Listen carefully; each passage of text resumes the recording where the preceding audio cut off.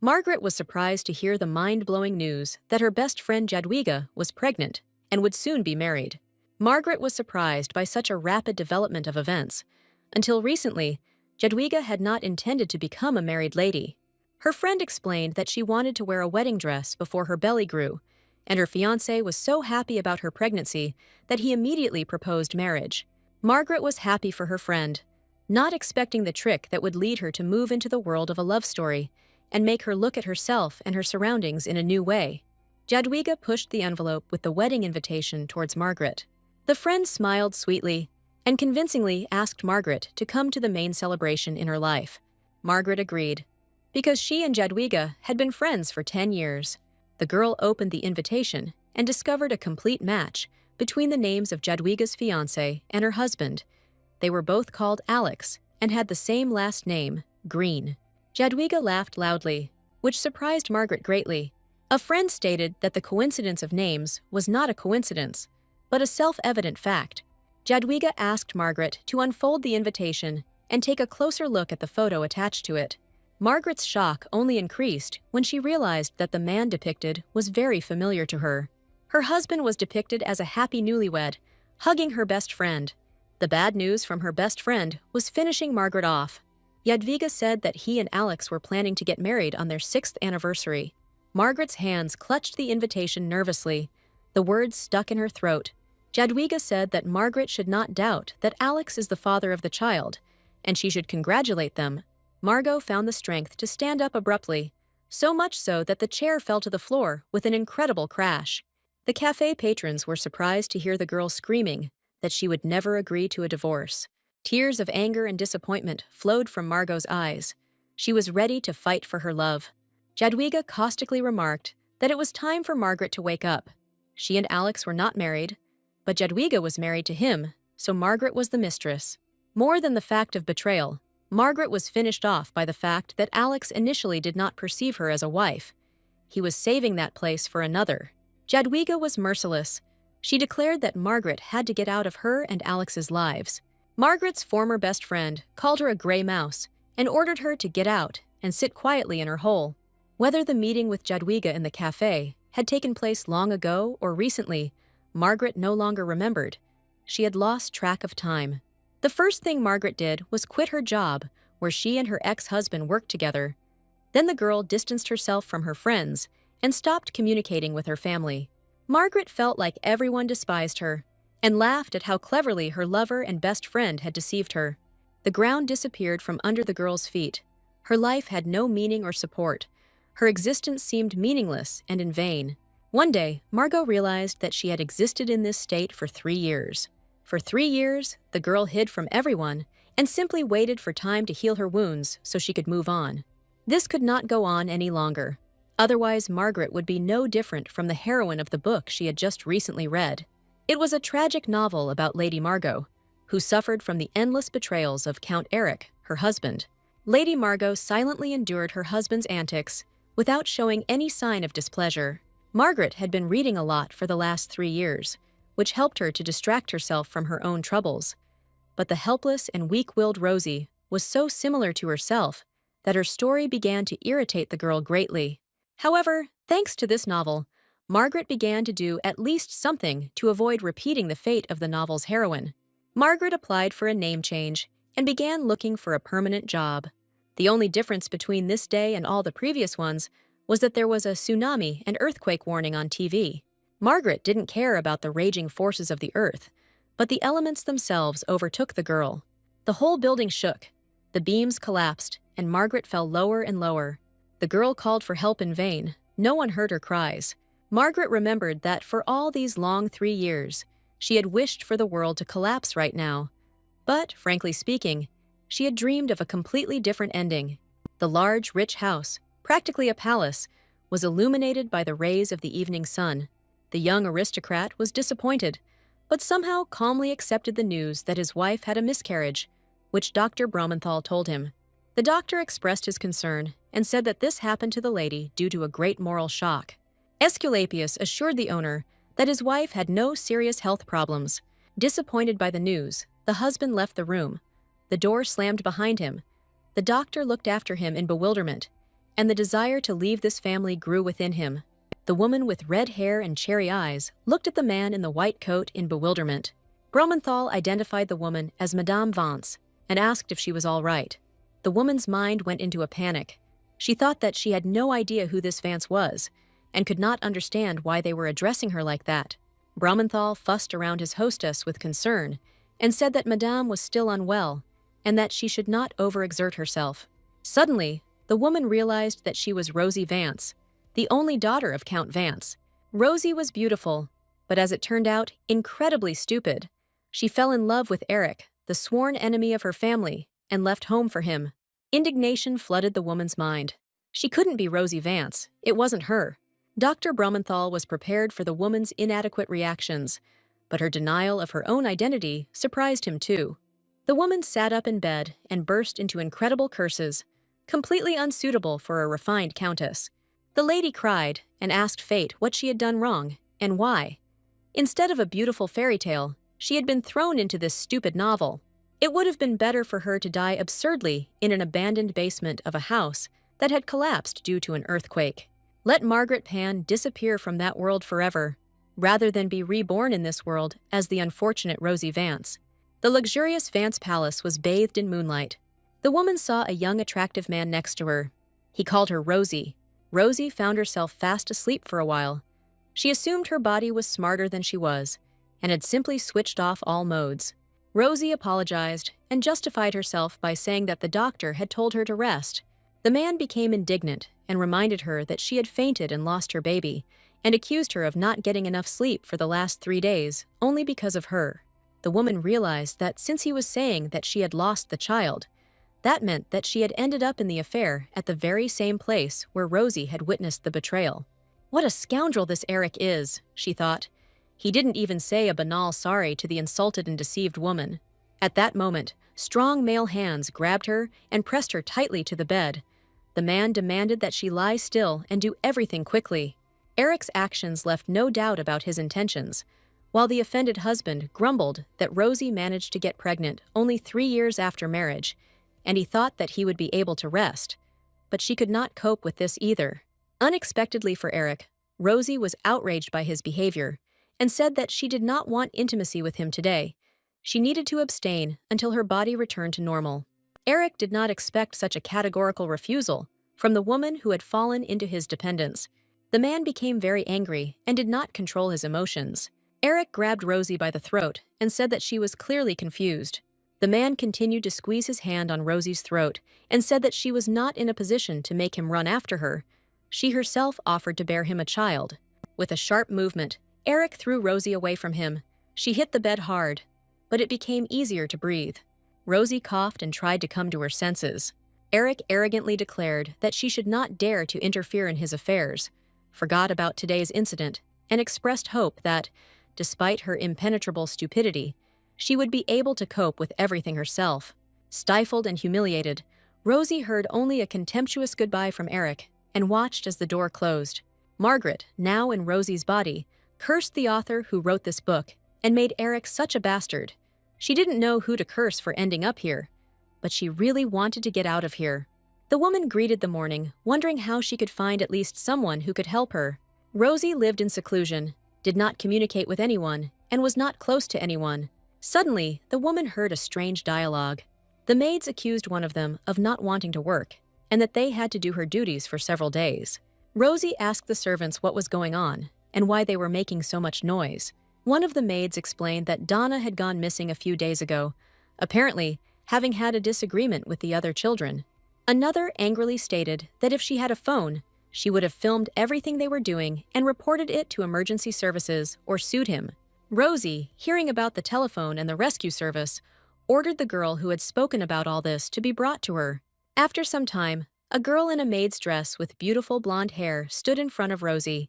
Rosie told the girl that she had heard her name called Donna and realized that she was having a lot of trouble at work.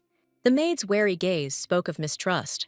The woman suggested that the maid discuss everything in private, without unnecessary witnesses. After a brief exchange of news, the maid nervously exclaimed that she realized the reality of what was happening, and that in fact, they were both caught up in the same affair. Rosie said that, to be honest, She herself doesn't really understand how this happened after she was electrocuted. The maid said that in that world, she had an accident, lost consciousness, and woke up here. Rosie suggested that they died on the same day, and that's why they ended up in the same place. The maid replied that she didn't fully understand what was going on here, but offered Rosie friendship. Rosie was happy. She just thought that it would be difficult for her to survive alone in an unfamiliar world. When she met this girl, probably fate brought them together. The woman suggested that with Donna in the novel, she would not be so lonely. The maid said that in the past world, her name was Jadigga. Her parents gave her this name so that she would live long and happily and not lose to anyone. "This name is rare," the maid boasted.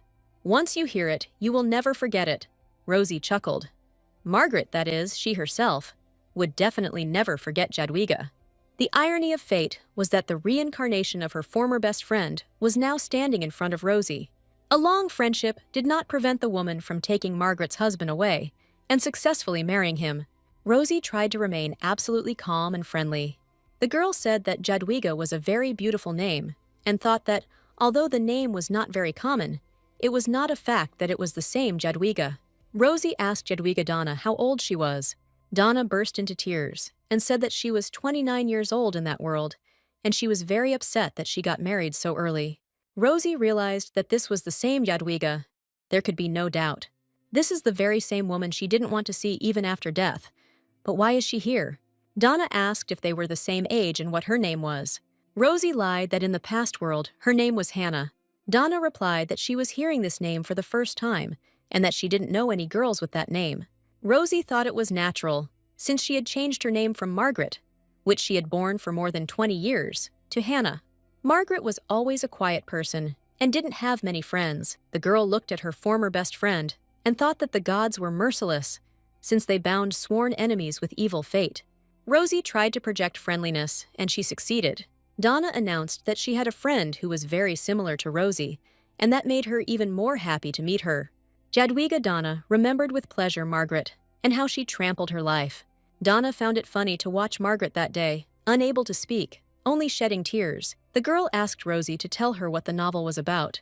She was not at all familiar with its plot. Long ago, when her husband had not yet been taken away, Margaret naively agreed to help Jadigga and would have told her everything, but not now. She replied that this was a banal love affair. Rosie Margaret did not mention that this novel has a very tragic plot and a sad ending. Donna was sure that she was the main character, who was destined to achieve dizzying success in the end. This caused a sly smile on Rosie's face. The woman claimed that Donna was an unnamed extra, which caused a storm of indignation and the question of who the main character was.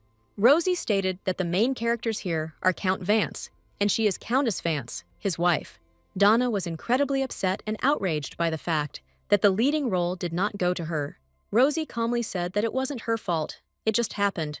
Donna thought that Countess Vance looked like a country bumpkin and that her fancy clothes didn't save her, and she was clearly prettier than her. Donna looked at the decanter appraisingly and wished she could dress much more elegantly. Donna wondered out loud what kind of person Count Vance was, thinking that if the central character was so insignificant, then the protagonist would be close to him. Rosie said that Eric was the epitome of charm, so cute that it was impossible not to fall in love with him at first sight. Rosie admitted that she fell in love with Eric immediately and was constantly running after him. Donna replied that since she had been dragged here, she had not been able to meet a single handsome man. Rosie ensured that Donna would understand her once she met Eric and warned that the Count was a bit dry. Lady Rosie admitted that it was she who insisted on marrying Eric. Donna sympathized flatteringly and pretended that she thought Rosie was very beautiful and did not understand why Eric ignored her. Margaret Rosie no longer believed Jadigga. She understood that she was pretending to console her.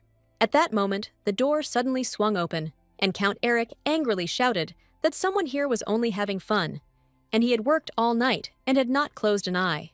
Donna asked fearfully who the man was. Eric didn't behave at all gallantly, and who was there to put on a show in front of? Just his wife and some maid. Rosie introduced him to her new old acquaintance as Count Eric de Vance, her husband. Donna Jadigga sighed languidly and looked coquettishly at the Count. The girl's finger, as if by accident, began to describe circles around her lips. Rosie immediately recognized Jadwigga's old habit of flirting with other people's suitors. She knew for sure that getting involved with her husband was dangerous for any woman, but she decided not to stop Jadwigga. Donna curtsied gracefully, languidly lowering her eyes. The woman announced that she was glad to meet the Count, and her name was Donna, not at all embarrassed by the fact that she was a maid and her new acquaintance was a countess. Donna declared that she was a close friend of Rosie's. The Count looked at the woman with ambiguous interest and said that he did not know that his wife was friends with anyone. Donna answered him with the same subtext, that she and the Countess had communicated in early childhood. Margaret became disgusted by watching the communication of these two people, and she finally decided to help Donna win her husband. She herself asked for it. Donna continued to seduce the Count and began to tell him that she had heard a lot about him, and she had always been told that he was a wonderful man, and now she saw that this was absolutely true. Eric became interested in the new woman who had appeared in his circle, especially one who was so accessible. Donna thought the Count had every possible virtue. Eric has a strong body, a cute face, a huge mansion, and a lot of money. This man was simply made for Donna. At least that's what she thought. Donna was sure that the role of the Countess would suit her better than Rosie. This world would also revolve around her, just like the previous one. Margaret pretended to be unwell and went to her rooms, leaving Eric and Donna alone with their fate. Margaret was convinced that this was the same Jadwigga. But why did this scoundrel get into the book with her? Jadwigga Donna and her husband Eric are two peas in a pod. Let them live happily ever after. Margaret hoped that she would be lucky and would escape from her husband and live a quiet and happy life. The woman suddenly realized that Jadwigga's appearance in the novel was not a punishment from the gods, but a gift. Margaret had the opportunity to get rid of two wastes at once and close the gestalt. Margaret closed her eyes dreamily. She would not allow herself to be treated like before. However, it was necessary to figure out what and how to live after the divorce.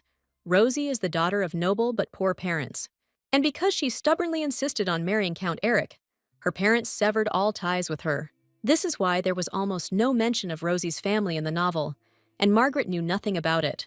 This was a real problem. Even if Margaret finds out something about Rosie's family and finds her home, the prodigal daughter may not even be allowed on the doorstep. The woman did not want to get divorced and end up on the street. She had to leave her husband in order to live happily ever after. Rosie decided that she had to survive in this world. And to do this, she first of all needed information about it, as much and in as much detail as possible. Rosie saw the maids in the corridor and approached them with a request. The woman ordered that Gwen's butler be called to her. Gwen didn't keep us waiting long and quickly showed up to his mistress. Rosie told him that she urgently needed a tutor. Gwen clarified the reason why the lady decided to hire a teacher. The woman replied that she was a countess and was going to enter high society. She needed to achieve a level of education in order to worthily represent her husband in it. Gwen was surprised by the lady's decision. Unexpectedly, she decided to turn from a suffering woman into an aristocrat. Gwen had seen all too well how much Rosie had suffered lately because of her husband, but now she had apparently decided to move forward. The butler replied that he would convey her wish to the Count, who would not be able to refuse her, and Rosie decided that she had one less problem. The only thing that worried the woman was the suspicious behavior of the servants. The maids whispered and looked away. The reason became clear very quickly. In principle, Rosie expected something like this. The woman sent the servants to perform the weaving duties. The maids tried to delay her or distract her. Margaret quietly approached the room she had just left and listened. Jadwigga Donna pretended to refuse, and Eric insisted that the servants would remain silent, and his wife always sat in her room, so they had nothing to fear.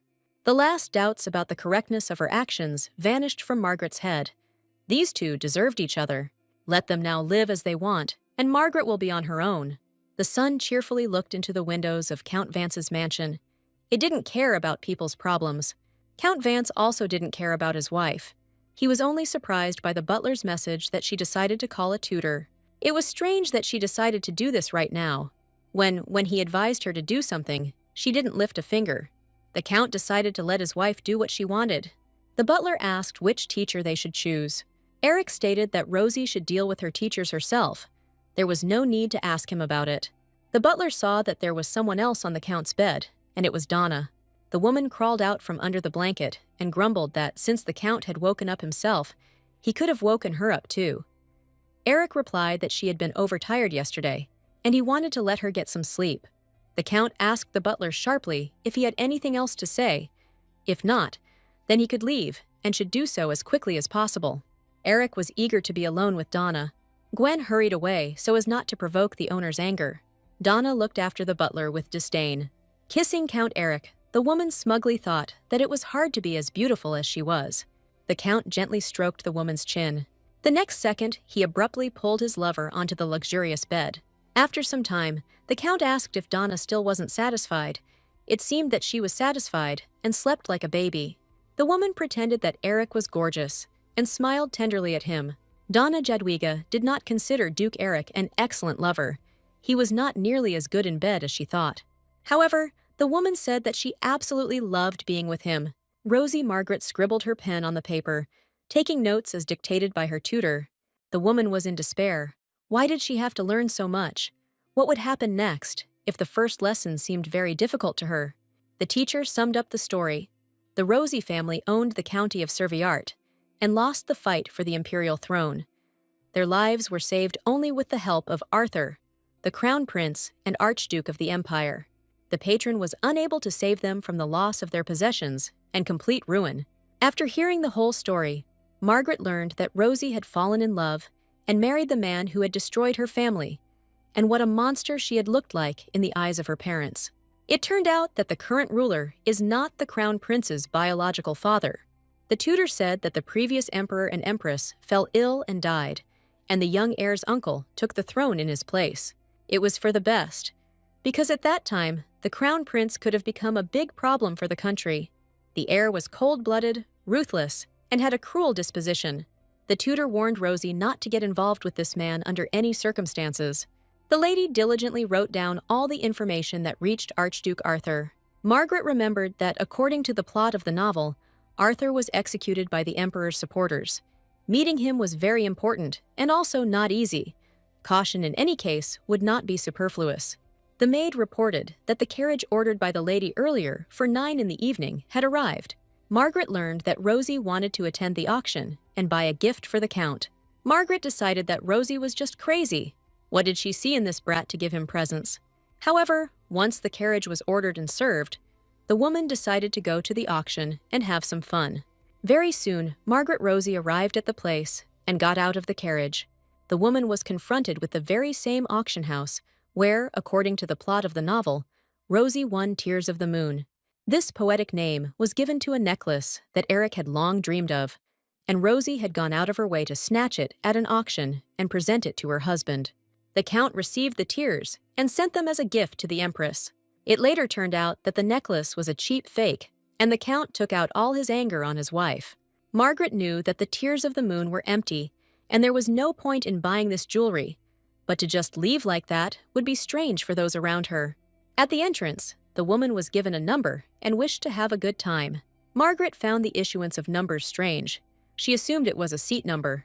When the woman found the seat whose number was indicated on the ticket, it turned out that it was already taken. Margaret Rosie looked sheepishly at the man taking her place. In front of her sat a handsome blonde man, judging by his clothes, belonging to the highest circles of the aristocracy. The woman politely addressed the man and informed him that he was taking her place. The man radiated coldness and contempt for everything that surrounded him.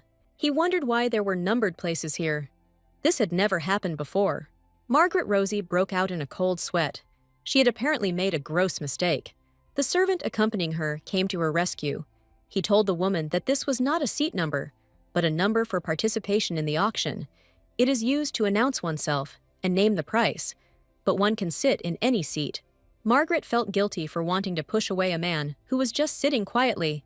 The woman heard the employee call the man Archduke Arthur and apologize for the incident, and was simply stunned by her own impudence. Margaret Rosie's attendant hastened to apologize to the powerful aristocrat for his mistress's misdeed, but the crown prince had already stood up. The tutor's instructions flashed through the woman's mind, not to get involved with Arthur under any circumstances. It was urgent to get out of this situation. Margaret hastened to admit her mistake. Archduke Arthur could not get a word in during the Countess's quick apologetic speech. The woman chattered that she was asking his forgiveness for her ignorance and the rudeness she had committed, and was begging for mercy. Margaret Rosie looked closely at the expression on Archduke Arthur's face. The woman decided that he seemed not to be very angry yet, and that she had the opportunity to leave quickly. Arthur took Margaret Rosie's hand in his and led the woman to his seat. The Archduke ordered the woman to sit on the chair next to his. Margaret Rosie was still hesitant about accepting the Archduke's invitation. The woman said she wanted to sit in front of him, a suggestion the Crown Prince resisted because she would then block his entire view. Margaret Rosie decided that it was better to agree with this man than to contradict him. The auction began with the host loudly declaring that only money was important here. It was announced that incredibly valuable lots would be put up for auction. The first lot listed was an ancient gemstone. Auction participants wishing to purchase the first lot entered the bidding. Margaret listened and was amazed at how much money these people were willing to pay for a single stone. Those gathered here lived on a completely different level than ordinary people. Meanwhile, the precious stone was bought for 35 million local tugriks. The next lot announced was an item that many of those present wanted to become the owner of. The host announced that the next lot was a moon tier necklace. The initial bet was astonishing in its size and amounted to 50 million rubles. The bidding began, and the initial bid was set at 10 million. Margaret remembered the plot. Rosie would win, but the necklace would turn out to be a fake and would only bring disappointment to both of them. This time let others win, the woman decided. She wouldn't even flinch. Margaret Rosie saw that her neighbor, Archduke Arthur, had decided to enter the fight for possession of the Tears of the Moon. The man raised his number and loudly declared that he would give 100 million for the necklace. The woman listened in surprise as the Crown Prince's opponents continued to raise the price of the necklace. Margaret Rosie thought that she shouldn't keep quiet for the entire auction, but if she got into trouble at the wrong time, she would bring trouble on herself, and everything would happen again. The Archduke decided to raise the stakes even more. Apparently he really wanted to win. Margaret Rosie placed her hand on Arthur's wrist and earnestly asked him not to buy tears. The woman asked the Crown Prince to stop and not buy the necklace, explaining that it would be a waste of money. The Archduke was very surprised by his neighbor's persistence and asked what business she had with his money. Margaret looked at Arthur with pleading eyes and wondered how to answer him without harming herself. Countess Vance continued to hold Archduke Arthur's hand, preventing him from making his next bet. The woman cursed herself for her bad habit of meddling in other people's business. She needed to eradicate it as soon as possible. Finally, Margaret decided to tell the truth and declared that the necklace was a fake. Arthur asked the woman how she knew this, because if she was right, then the organizers of the auction were insulting all the aristocrats present. Margaret didn't know how to explain. She couldn't say that she read about it in a book. The woman said that the auctioneers themselves didn't know that they were putting up a fake for sale. Arthur stated that the woman seemed overconfident, but if the necklace turned out to be genuine, her intervention would cost her dearly. Or Countess Vance is no longer afraid of anything, Arthur clarified, and Margaret Rosie was afraid that he had recognized her. At this time, it was announced that the Tears of the Moon had been sold for 360 million. Archduke Arthur asked the Countess why she was silent or was planning to run away without taking any responsibility. Margaret decided that if she didn't say anything, she might be killed. The woman said that she was betting her body that the Tears of the Moon she had just bought were fake. The Countess was so confident in her words that the Archduke was surprised again. The man asked again, "Is she really putting her body on the line?" Margaret mentally called herself an idiot, but she actually wanted to say neck, but misspoke. The woman tried to justify herself and take back her words. Arthur grinned and said that, although he was not interested in married ladies, he would check how sincere she was. Margaret Rosie went cold at the Archduke's words. She was very afraid of this man. The woman tried to say that she didn't mean anything shameful, but was going to put her life on the line. However, someone called Archduke Arthur, and the man hurried away. Arthur reasoned that taking the thing, knowing that it could be a fake, was somehow unpleasant. Maybe it was worth ignoring the words of Countess Vance and buying the Tears of the Moon. Arthur thought that if he offered the previous buyer a higher price, he could leave the auction today with the desired purchase. However, the man remembered the despair in the Countess's eyes when she asked him not to buy the necklace. Arthur didn't even immediately realize who had disturbed him. He didn't expect to ever cross paths with the prodigal daughter of Mrs. Serviart. Now Rosie has become an exact copy of her mother, and just as beautiful, the Crown Prince sighed. Rosie and Arthur's first meeting took place long ago in her parents' ancestral castle. Rosie was very little then and did not want to say hello to the prince, who was also a very little boy then. The girl claimed that the prince didn't look like that, and it wasn't him at all. The little girl was capricious, cried loudly, and hid behind her mother's dress. Arthur remembered his confusion before this childish and very stupid hysteria. The Archduke remembered that even when Rosie cried inconsolably, her face retained a sweet appearance. Memories of distant childhood years evoked pleasant nostalgia in the Archduke. Countess Vance was in despair. It seemed she had committed an irreparable act. Margaret Rosie imagined that she would be subjected to terrible punishments and executions. Her bodyguard, Sarin, who accompanied her, agreed with his mistress. The man reassured the lady, declaring that he was able to protect her from any danger. However, nothing happened, and they calmly got into the carriage. Sarin wondered how a fake could have ended up at an auction of this level. The Countess assumed that the organizer did not sell the copy intentionally. Someone must have replaced the original with a copy.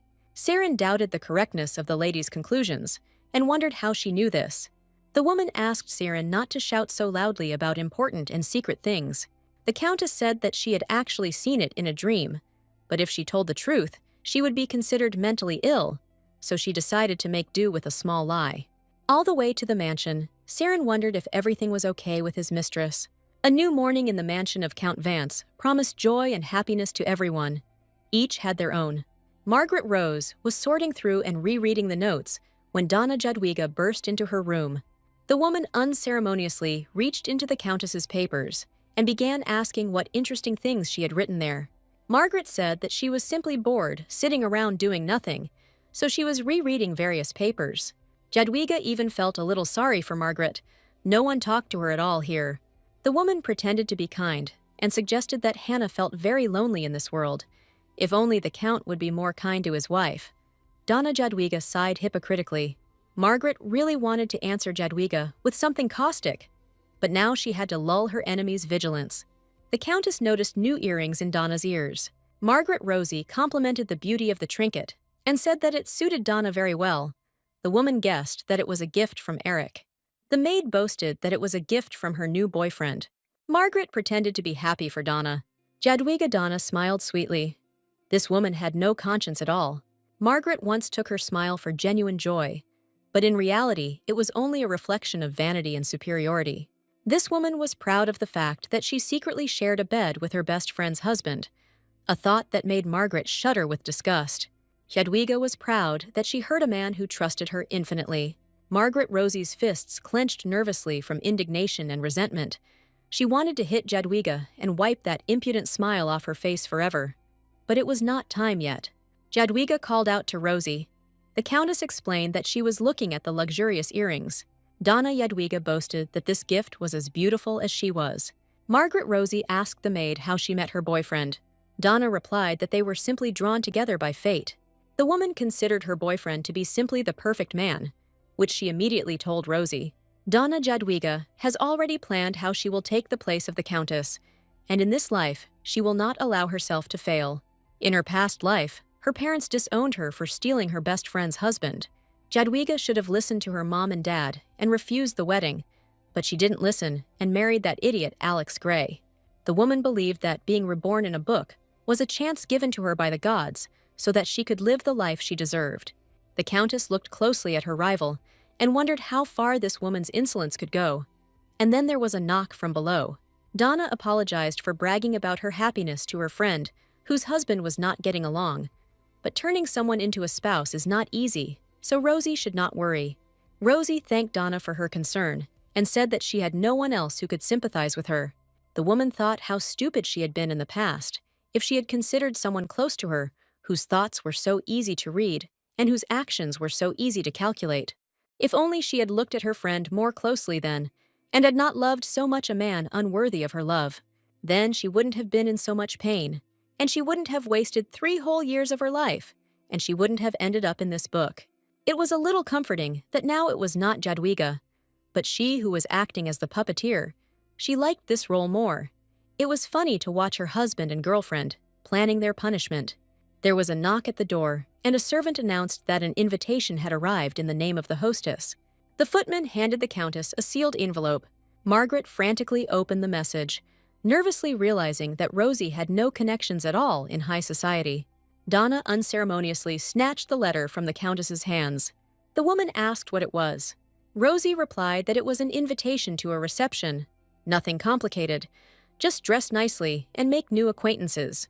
Jadigga Donna said that it would definitely be fun there, and Rosie should take her with her, because they were friends.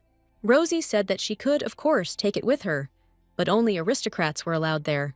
Servants are not allowed to attend such events. Rosie explained that Donna would simply be shown the door, because she did not have aristocratic roots.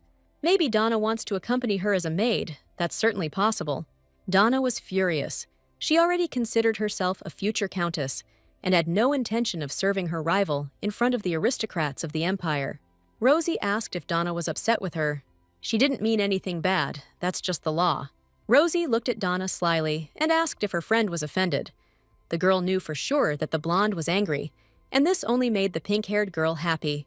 Donna, hiding her anger and mentally insulting Rosie, brushed off the Countess's worries. She lied that she was just annoyed by the current situation. Judging by the way the blonde was laughing with effort, she was quite offended by the fact that the invitation was addressed not to her, but to Countess Rosie. While Rosie looked at who the invitation was from, Donna cursed her lover's wife behind her back. An invitation from Archduke Arthur. It is just unclear why he sent the letter, and why it was addressed specifically to her. In the canonical novel, Arthur never even briefly crosses paths with Rosie. It wasn't enough for Rosie to run into him at the auction. He also decided to invite her to a reception, especially since the letter was addressed not to Count Vance, but to her personally. Rosie thought that it was because of the moon tears necklace that another nobleman would give to the Empress this time. After all, this necklace was fake, and rumors about it would definitely spread in the palace. Arthur had heard from Rosie that the necklace was a fake, and that it was not worth buying. The girl thought that she would not cross paths with the Archduke again, but she could not get attached to the young man in any case, because he would soon die. So worrying about Arthur and his relationship with the imperial family now will be useless. But now Arthur is alive and well, so Rosie decided to go to the reception and at the same time explore the situation in high society. Donna noticed that something was wrong with the Countess. She was either turning pale or blushing, but in general, the blonde didn't care about it. The main thing was that she could be taken to see Archduke Arthur. Rosie read with apparent upset that entry was only for aristocrats, and servants were not allowed. Donna began to think about how to get to the appointment, because if they just took her, she would only be a burden. A brilliant idea came into the head of an eccentric girl. This should definitely work. The curtains of the spacious wardrobe were pushed aside by the hands of the maid. The Count's mistress looked contentedly at Rosie's outfits and jewelry, as if she were looking into her own personal closet. There was nothing but old, simple dresses, so Donna decided that when she became a countess, she would ask the Count to fill her wardrobe with more sophisticated things, and she will ask him to go with her to the reception. Anyway, in the future, she will have to meet with nobility. The blonde's attention was drawn to the tiara, which glittered enticingly on the shelf. The girl decided that even though the tiara looked simple, it would suit her for the time being. The Countess tiara looks much better on her than on plain Rosie. The girl continued to rummage through the mistress's wardrobe, looking for something else to profit from. A pair of small children's shoes came out of the wardrobe, and the blonde picked them up. Donna thought Rosie was an idiot. The Countess had a miscarriage, and for some reason, she was keeping baby junk. Besides, the child creates nothing but problems. Thinking about this, the girl threw the shoes back under the closet. In her past life, she had a child, and she knows better than anyone that all he does is constantly make noise and cry, and that this is of no use in life. She would have been better off spending the time she spent with the baby on taking care of her skin. And in this world, there is a nanny who will take care of everything, so there is nothing to worry about. Good walked over to her closet and was horrified at the mess Donna had made. The blonde turned to the Countess carefree and cooed that she simply had nothing to wear, so she was looking for something she could borrow from the Countess. After all, that's what friends are for, to help each other and share personal things. Rosie frowned in displeasure. She didn't really care, but she needed to provoke Donna into wanting to take her place. The Countess snatched the crown from the maid's hands, shouting that she could take anything but this tiara. Gorbinka was very outraged by this action of the Countess. The hairy era began to justify itself and ask not to touch her thing. The tiara was a wedding gift from Count Eric, and the girl looked at the jewelry with some tenderness. This was the first and last gift that the Count chose personally for her. These words only made the blonde happy. While Rosie pretended to look sadly at the decoration, pretending to remember her wedding day, Donna was happy. She already had 3 gifts from the Count, which meant the Countess had no chance against her. The blonde drew attention to her earrings. I suggested asking the Count for a gift for Rosie, because he would definitely listen to her. Rosie feigned surprise and confusion as to why her husband would listen to a maid's requests. The blonde cheerfully announced that she was now the Count's personal servant. At that moment, she was remembering the previous night. She herself asked to be Eric's personal maid in order to be closer to her lover, and now she will have more time to spend with him than his wife, so Donna will have more chances to talk to Eric. The Countess herself knows that although the Count does not express his feelings very well, he has no equal in terms of care. Knowing how coldly the Count treats his wife, Donna masterfully plays on her nerves. Rosie decided to run away, citing the fact that she needed to take something from her office. If the real Countess had been in the place of the traveler, she would have definitely been upset. Luckily, her body is not controlled by the real Countess Rosie, so sometimes she doesn't care about the Count. As soon as the Countess left the room, the evil laughter of the maid was heard behind the door, but now she could laugh to her heart's content. Donna can wish for the Countess as much as she wants, but if there is a contender for her place, Rosie will be able to leave this house. In her office, papers were scattered all over the floor, as if a hurricane had passed through. The documents were in terrible disarray, so the girl squatted down and began to collect them from the floor. She left them on the table. Could they really have been blown away by the wind? The girl thought, reading what was written at the same time. The documents described a plan for the execution of Archduke Arthur, how to do it in such a way that the people would not be alarmed. If he dies of illness, like the Empress, then suspicions of poisoning may arise. The Archduke must be killed in another, more reliable way, so as not to arouse any suspicion. How about using the last incident? If they frame Archduke Arthur correctly, then no one will be against his execution. What was described in the letter greatly frightened the false Countess. She clearly got into something she shouldn't have. She straightened the sheets of paper from her hands, and I stepped away from them in the other direction. It wasn't enough for them to kill the Empress out of sight. Now they were going to get rid of her son, too. What should she do now? Maybe she doesn't need to immediately run to the Archduke and tell him everything, but if she does, they'll kill her. For now, the quick steps that were heading towards the office remained. Count Eric opened the door to his office. His face trembled with fear, mixed with discontent. He really wanted his wife to get into his office. He heard something from Donna, and was very unhappy that his wife was in his office, so he blurted it all out on his wife. The girl pretended that nothing had happened and turned to look at her husband. It was very convenient that she was standing in front of an open window. The girl calmly justified herself by saying that she had run in here for a book, and all the papers had been scattered by the wind. You need to act extremely naturally, as if she had not seen the contents of the letters.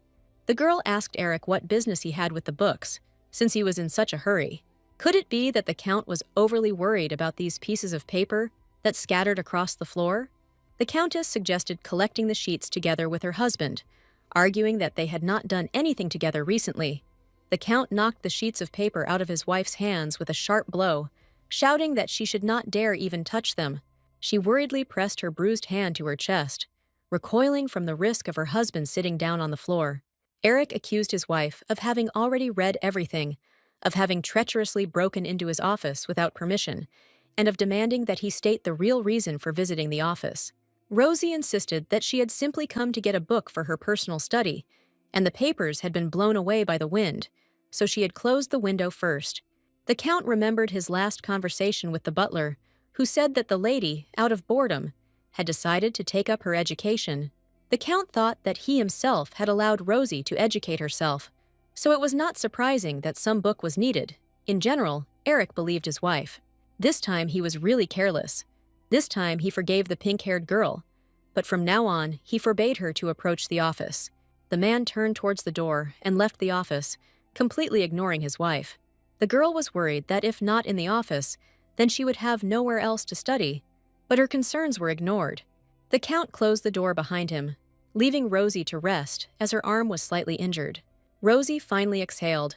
She was able to get out of this situation dry, and now she needs to deal with Archduke Arthur. That same evening, Eric and Rosie had dinner together, sitting at a half-empty table. The Count cast an indifferent glance at the abrasion he had left on the back of his wife's hand. Count Eric suggested that the pink-haired girl go somewhere together in a week. Rosie didn't understand why he should go with her. Let him come with his mistress. The girl thought that he was apologizing for hitting her during the day, so she decided to refuse. She told her husband that she had other plans for the next week, and she would not be able to tear herself away from them. The Count put down his dinner fork and reminded her that next week would be a difficult day, and Rosie should remember that. The password and incomprehension tore herself away from the meal. She really did not remember what day it was next week. The Count was very surprised. Next week was his birthday, and Rosie always fussed before this day. Why was she now pretending that she didn't know anything? He even invited her to go somewhere. The Countess admitted that she had received an invitation from Archduke Arthur to a reception that would take place that same day. The Count angrily rose from his chair and slammed his hands on the table so hard that the plates shook. Eric was very upset and angry that Archduke Arthur sent an invitation only to Countess Rosie, and he was not even informed about the reception. How did it happen that the Archduke ignored the Count and sent a letter to his wife? Rosie didn't understand that she hadn't just confirmed her husband's words. Well, they invited her, and they invited her. What's the point of mumbling? According to Eric, Rosie and the Archduke never met, since he could have invited to a reception a person whom he had never seen before. Rosie began to get annoyed by Eric's questions, but she continued to answer honestly. There is nothing strange in the invitation. They met at an auction where the Countess went to buy a gift for the Count. Eric found Rosie's words suspicious. She had just made it clear that she didn't remember his birthday, and now she was talking about a gift for him. The toxic man came to the conclusion that the pink-haired girl was pretending that she didn't care so that he would pay attention to her. The Count decided to pretend that he didn't notice this turn of events. Why would the Archduke invite only Rose, and what was he planning? These were the only two thoughts that were spinning in the Count's head. However, this is not of particular importance now. Eric informed his wife that he agreed to postpone the trip and instead would attend Archduke Arthur's reception this year. Eric intended to make this reception with the Archduke the last in Arthur's life. Donna walked quickly through the corridors of the estate, mentally outraged by the impudence of some of the knights. The knight, who thinks too much of himself after spending a couple of nights with Donna, decided that the blonde liked him more than the Count. A naive fool, the blonde doesn't need him in principle. He's just a lowly knight. The girl was late for Count Eric's call, and on the way she pushed and beat several maids. The girl immediately put a sweet smile on her face when she entered Count Vance's room. Eric was unhappy with the blonde's lateness. He had told her more than once that he couldn't stand it when people didn't arrive on time. The girl began to make excuses. According to her, she was unexpectedly sent on an assignment that she was unable to complete on time. The Count was surprised by this and informed the headmaid that Donna was his personal servant and no one else dared give her orders. Of course, she found someone to blame. She is just a servant, so she was carrying out the Countess's assignment. She cannot disobey her. The Count grabbed the blonde by the hand and pulled her towards him. Eric decided that it was enough to talk about his wife Rosie. The man insistently put the blonde on her knees. Today, the blonde would only do what Count Eric said. Donna smiled contentedly at the thought that the Countess's place would soon become vacant. Meanwhile, it was midday, and the estate was illuminated by the bright sun. There are 4 days left until the banquet. Rosie has already managed to study the names and connections of all the aristocrats, but she doesn't recognize anyone by face. It's a pity that there are no photographs in this world. At Rosie's first social event, where she doesn't know anyone, 2 people have to get their hair cut.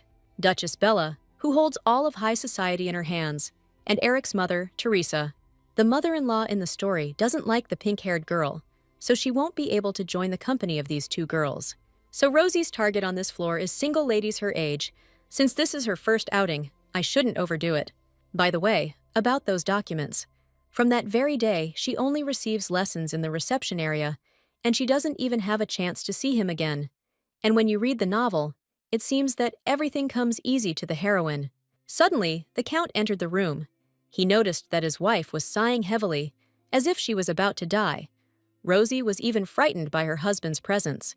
The man, "Why are you holding out his hand to the pink-haired girl?" The girl thought that he wanted to take her palm. One placed her fragile palm into her husband's outstretched hand, for which she received another blow. Eric felt disgusted to touch his wife. He absolutely did not want the girl to touch him. He came for the birthday present the Countess had bought her. He pointed to the soft pink box on the table. Rosie was surprised by Eric's demand. Why the hell he suddenly demanded something from her? The Countess apologized to her husband. She had not prepared anything for him. Then Eric pointed to the gift box on the table. The pink-haired girl said that this gift was for Archduke Arthur and could not be given to the Count. Then the Count attacked his wife, which means that on his birthday, they didn't even say a kind word to him, and they prepared a gift for some Archduke. A married countess with such actions disgraces the honor of the Vance family. The girl could not tolerate such treatment, and her husband's rough hands on her wrists. She pushed him away and hit him on the palm. Here she began to scream. The Count was well aware of her position in society and treated her like a nobody. But the Archduke invited her to a reception. She cannot help but give him at least a modest gift as a token of gratitude, and her husband's sour face is of little concern to her now. The girl took the gift and pressed it tightly to her chest. Poor real Rosie, even with such terrible treatment of herself, tried to win Eric's love, although there is absolutely nothing to love in this man. Late in the evening, the Vance family carriage headed towards the reception venue. The Duke sat silently opposite his wife and looked at her. A tense and heavy silence hung between the spouses. It would have been better if he hadn't gone to the party with Rosie. Then it would have been more useful to make that weird husband feel bad. The carriage stopped. The wheels creaked, and the coachman's voice announced that they had arrived. The Count simply got out of the carriage, even out of pure etiquette, refusing to help his wife out. But the Countess did not expect anything good from this scoundrel. She, holding the gift tightly in her hands, began to climb out of the carriage. Unfortunately, the girl tripped over her own dress and started to fall. Now she will fall into the dirt, and her dress will be ruined. I'll have to return to my estate without getting to the banquet, no matter how sad it sounds. Luckily, Archduke Arthur was passing by, and the girl fell right into his strong and gentle arms. The man deftly picked up the Countess and carefully lowered her to the ground. The girl was surprised at how quickly they met, and Arthur was glad. The girl took a half step away from the guy to talk to him normally. Arthur was glad that he had made it in time, and he gladly offered to be her escort since there was no one else to go with her. Like a jack-in-the-box, Count Eric burst into the conversation, roughly and forcefully grabbing the girl by the hand and interrupting Arthur. According to him, a married countess cannot show up alone. She is here with her husband, who watches over her virtue. And judging by Arthur's concern, it turns out that he is very interested in the Count's wife. The Archduke noticed how roughly the Count was squeezing the Countess's delicate hand. It seemed to Arthur that Count Eric was not showing his wife the attention she deserved. He didn't even help her out of the carriage. That's why Arthur decided to help, and it was done out of pure politeness. At the same time, the Archduke pushed the Count's hand away from the Countess's tender wrist. Eric was indignant at this. Arthur calmly suggested that it would be better to let go of the girl's hand before a bruise formed, and instead of maiming, it would be better to devote some pleasant time to his wife. The Count bowed aggressively and admitted that he had been inattentive. He assured Arthur that he would have a pleasant time with his wife. The man looked at the Archduke with a blank stare, clearly knowing more than he was letting on. Eric advised the Archduke to greet the other noble guests. They should devote their full attention to the Vance family. Arthur approached the Count and whispered an important piece of advice to him. Sometimes, in order to achieve a goal, you have to hide your claws. The Archduke himself is now eager to rip out the Count's vile tongue. Arthur only pretends to be kind to Eric, and they advise the Count to also turn on the actor. Otherwise, he looks like a snotty youth. Arthur asked the Count to be less emotional at the banquet, and not to spoil the mood of everyone present. The Archduke walked on, ignoring the Count's aggressive gnashing of teeth. Eric called Arthur a bastard after that, but still took his words on board.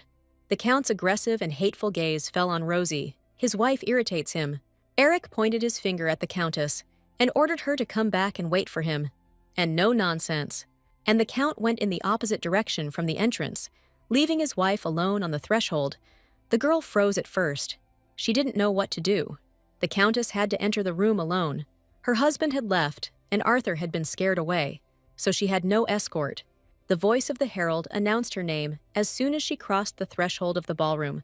The girl became nervous, but mentally calmed herself down.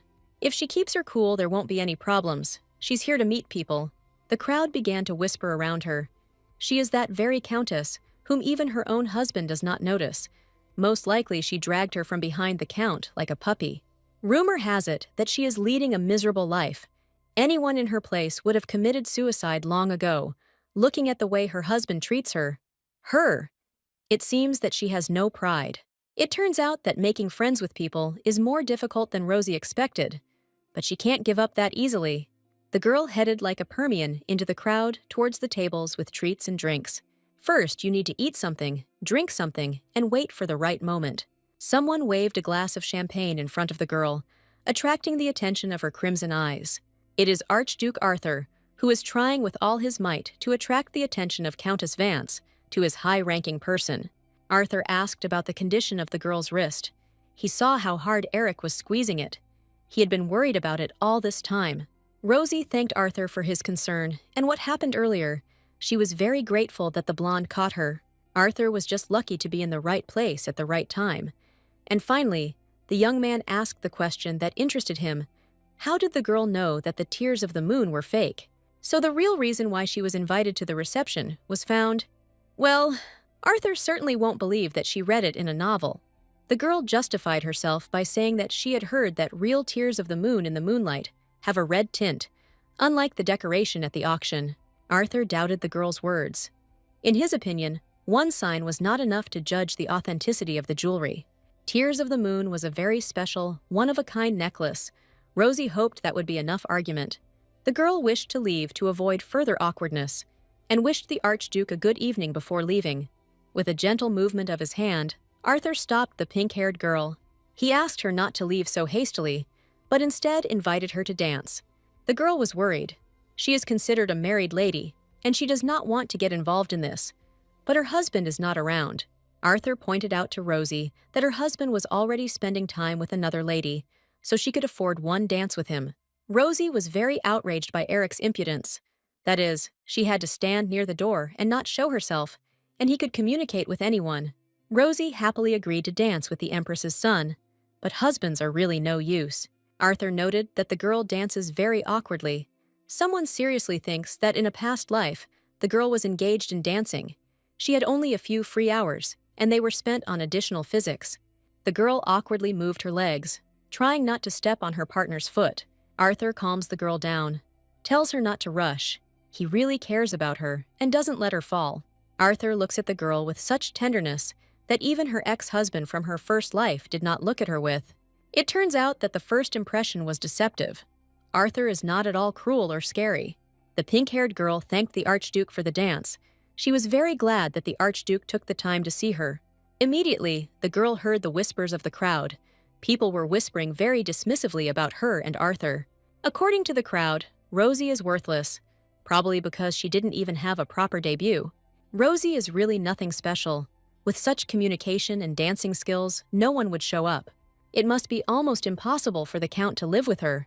Eric approached his wife from behind and roughly grabbed her by the bare shoulder. She was disgracing him and herself. Not only could she not sit still, but she also decided to dance like an archduke. Eric gritting his teeth menacingly and ordered the girls to leave. The Count demanded that his wife stop behaving inappropriately. The man thought that Rosie threatened Arthur to dance to get her husband's attention, but her behavior only pushes her husband away. He still thinks that she is still a woman begging for his attention. However, the Count admitted that he had really been completely inattentive to his wife lately. The man pulled the girl around his waist, squeezing her tightly in a rough embrace. The girl was outraged by the actions of her unwanted husband. Unlike a real Rosie, she doesn't like this. According to the Count, his wife has a right to be angry because he hasn't hugged her for 3 weeks, and she must have missed him. The man was about to give his wife a proper hug to make her read everything they had missed. To the Count's surprise, Rosie pushed him away, not wanting his attention or his touch at all. According to Rosie, Eric has had too much to drink and is out of control of his actions. In short, Rosie went to rest, brazenly ignoring all of Eric's attempts to appease her, which shocked the man. Rosie turned and walked away from her husband, not paying the slightest attention to his attempts to stop her. In the Count's eyes, this looked strange lately. Rosie had been constantly avoiding him. Although the atmosphere just now had been quite favorable, in the Count's opinion, Long Eric did not suffer. He saw a pretty maid and decided to hit on her that evening. Indeed, who cares about the state of his wife? This problem can be easily solved. And in the meantime, the Count will take care of the pretty maid. It seems that the Count really only has one thing in mind. To behave so disgustingly in decent society is terrible. Rosie was distracted from her thoughts by a cry for help. The girl immediately jumped up and headed towards the source of the sound. The girl thought that someone was dying. Are you really such a cruel novel? The Countess's body froze, completely not obeying her mistress and refusing to even move. She needs to run away from here before the one who is bullying the other person notices her. The second life can't end so quickly. Archduke Arthur came out of the corner. For some reason, there was blood on his suit, although he called the Countess as sweetly as always. Rosie was surprised to see the Archduke here, but Arthur's presence did not reassure her. Arthur asked about the girl's condition and what she was doing here alone. The Samara Duke was completely covered in red liquid, as if he had killed a man. The Archduke removed his hands from the Countess, because it was impolite to extend hands stained with blood to a girl. Rosie started to wail and swear that she would pretend that she had not seen all the indecency that Arthur had done. Rosie admits that she thinks Arthur just killed someone and promises to pretend she didn't notice. The young man politely leaned over and asked with a smile that the girl really thought he was the killer. Rosie referred to a scream coming from roughly the same area where Arthur had come from. The girl heard a scream, and then the Archduke appeared, covered in blood. Naturally, she assumed that he was the killer. Besides, if someone dies at his banquet, he'll be the one in the most trouble, so this idea is stupid. Well, Arthur admitted that his appearance could indeed raise questions, so he extended his hand to the girl invitingly. If Rosie follows him, he will show her the answer to all the questions she now has. The girl looked at Arthur with interest and confusion, and Avia agreed to check if her guesses were correct. The Archduke brought Rosie to the crime scene. The entire lawn was covered in blood. It turns out that the Marquis of Blend was attacked by a monster, and the Archduke saved the guest. And the blood is on Arthur, because he was checking to see if the Marquis was breathing, and it was at that moment that he heard Rosie's footsteps. Now the monster has disappeared without a trace, and what happened really turned out to be a big misunderstanding. The palace guards went straight to the scene of the crime and surrounded the Archduke, accusing him of murder.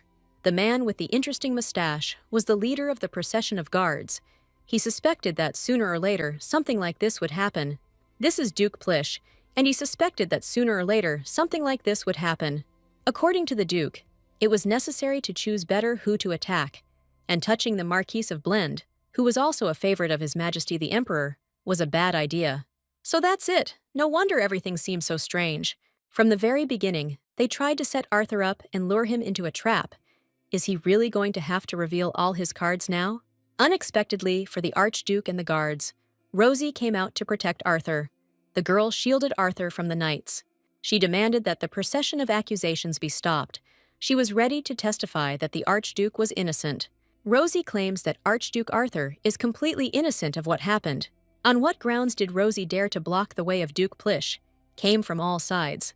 Rosie claims to have seen the Archduke just save Duke Blade, who was being attacked by a monster. In fact, Duke Plish is one of those who are plotting against Arthur. This time they miscalculated, and they had a witness. Other guests came to the noise. The Duke gathered people for some important matter. Everyone noticed Rosie. This was only to Plish's advantage. Rosie has a very bad reputation. She is not a hindrance to them. The Duke decided to take advantage of this. Why was the Countess, who should be at the reception with her husband, here with the Archduke? This kind of attack didn't surprise the pink-haired girl at all. Plish noted that Rosie's dress was terribly dirty, as if she had been lying around somewhere. Plish thought that this was the end of the conversation, and that Rosie would back down to save her husband's reputation. The girl realized that Duke Plish wanted to get her involved and force her to either retreat or testify against Arthur. Rosie pretended to be upset and hid her eyes in her hands. She said that she came here with her husband and got lost in the garden. The monster that appeared did not suddenly attack her. but the Archduke drove it away and saved her. If it weren't for Arthur, Rosie would have died too. Just like Duke Blade, Plish became worried and demanded that the monster be handed over. Arthur looked at the pink-haired girl with a slightly confused expression. Rosie continued her story. She left briefly to bring a man to help the Duke, and during this time, the monster disappeared without a trace. The girl turned to Arthur and winked at him cheerfully. She was definitely on the Archduke's side. Arthur supported the Countess's idea. Most likely, the creature would be on its last legs, and its corpse would soon be found somewhere in the garden. Duke Plish was terribly angry. His plan to frame Archduke Arthur had failed. It is now impossible to frame the situation in such a way as to accuse Arthur of premeditated murder. But Duke Plish asked to do everything quietly, without a single witness. But his subordinates failed again. The crowd began to whisper. No one doubted the purity of Arthur's intentions. Everyone was more concerned about where the monster had gone. Duke Plish began to nervously dart his eyes back and forth. There had to be at least the slightest chance to turn everything in his favor. Plish will definitely thank the Countess for today's business in order to look acceptable in the eyes of the public. Duke Plish is the closest ally of His Majesty the Emperor, the one who, having squeezed everything possible out of Count Vance, sends him to the scrap heap. The girl politely curtsied and asked for forgiveness if she had been impolite to the Duke. Most likely the criminal was aiming at Archduke Arthur, Rosie reasoned. She asked to convey her best wishes to the Count. Now she was being skillfully used. Corrosion headed towards the carriages, and Arthur kept up with her. The girl stopped, drawing attention to herself with the loud click of her heels. The girl turned to the Archduke and demanded that he say what he wanted and stop pursuing her. The Archduke playfully leaned towards the Countess and admitted that he was simply very curious about the girl's behavior. In such a situation, love would simply go away. So why did Rosie believe Arthur and help him? Rosie was a little taken aback by this question. She didn't expect such interest. There are terrible rumors about Arthur. It is impossible that the Countess has not heard them. In the country, they say that Archduke Arthur is cruel and bloodthirsty, and they do not hesitate to kill those they dislike. She smiled at Arthur with a grin. He also believed her then at the auction, which meant they were even. That evening, it was Arthur who made a point of listening to the ordinary lady, and anyone else would have simply ignored her. So Rosie decided to help the wonderful gentleman who once believed her. The Duke gently placed his hand on the girl's cheek, which embarrassed the Countess. If he could thank his savior in any way, he would gladly fulfill any wish of the Countess. The girl became embarrassed and turned away from the Archduke. She had not helped him for the sake of a reward. Although there is still one thing that she could use some help with. She wants a divorce. She needs Arthur to help her divorce Count Eric. Arthur was surprised by the request. He doubted whether the girl really wanted a divorce. Rosie confirmed her desire. Count Eric is a terrible person, and the girl wants to correct the mistake of her youth and stop living with the abuser. The Archduke laughed in response to the pink-haired girl's request, which slightly embarrassed her. Arthur took Rosie's hand and called her idea wonderful, and reminded her that her parents would be very happy about it. For some reason, the Archduke knows how the Serviat counts feel. He contacted them because of Rosie. The parents are very worried about the pink-haired girl and hope that she is okay. Despite the fact that she made such a stupid choice, Rosie's parents believed in her and waited for her return for 3 whole years. The father and mother never forgot about the prodigal daughter. They missed her all the time and prayed for her soul. Rosie asked Arthur to tell her parents that she would visit them soon. The Archduke smiled approvingly at the girl's decisions. Arthur agreed to fulfill the girl's request and asked when she was going to get a divorce, to which he received the answer as soon as possible. Recently, the marriage and divorce procedure has been greatly simplified, so it is not difficult. You just need to put a stamp on the documents, submit them, and get approval. But the Archduke is powerless in this, so Rosie should ask for something else. What would a girl want that Arthur can get? Rosie awkwardly squeezed her wrist with her hand. There was one more request, but it was awkward to voice. Archduke Arthur looked condescendingly at the embarrassed girl. The girl asked Arthur to lend her some money. She was very embarrassed to ask a person for money. Rosie never ceases to amaze him. Arthur laughed, and the girl asked him to take her request seriously. The sweet conversation between the Countess and the Archduke was overheard by Count Eric, who was passing by. The Countess's husband's cry distracted the couple from their pleasant conversation. A disheveled Eric approached the Countess and the Archduke, curses pouring from his lips towards his wife. The Countess and Archduke noticed the unsightly-looking Earl Vance. Rose felt awkward from her husband's appearance. This man had no shame or conscience. You don't even need to look to understand what the man was doing. And the Count continued to shout that if his wife did not come to him immediately, he would simply leave. The girl smiled sweetly at Arthur and asked to continue the discussion a little later. Otherwise, her foolish husband was demanding her attention. The Archduke said he would soon send a man to Vance County for negotiations. Rosie began to refuse such an offer. Eric created a stir out of one gift, and if she also receives a message from Arthur, things will be even worse. Eric will find fault with all sorts of trifles and harass her, so she will contact the Archduke herself. The girl turned away from Arthur and went towards her husband. She said goodbye sweetly and promised to meet again soon. Everything that happened surprised the Archduke very much. The Countess changed her actions so quickly. Arthur did not understand whether the Countess seriously asked to borrow money, or whether she was simply trying to somehow continue the connection. You want a woman who is smart, but in matters of communication and establishing connections, she is clumsy.